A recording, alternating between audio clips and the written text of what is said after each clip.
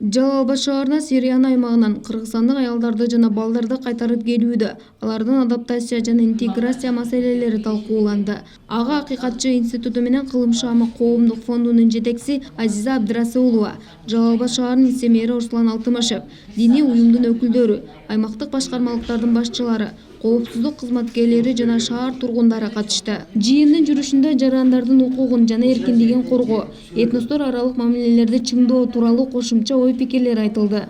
Андан сырткары катышуучулар социалдык маселелер боюнча керектүү маалыматтарды ала алышты.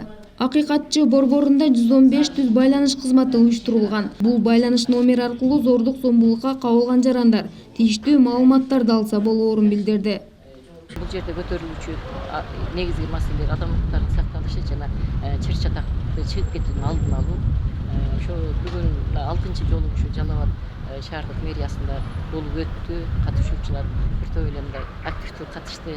Албетте бул жерде көтөрүлгөн маселелер боюнча биз тиешелүү жактарга өзүбүздүн ойлорубузду айтабыз.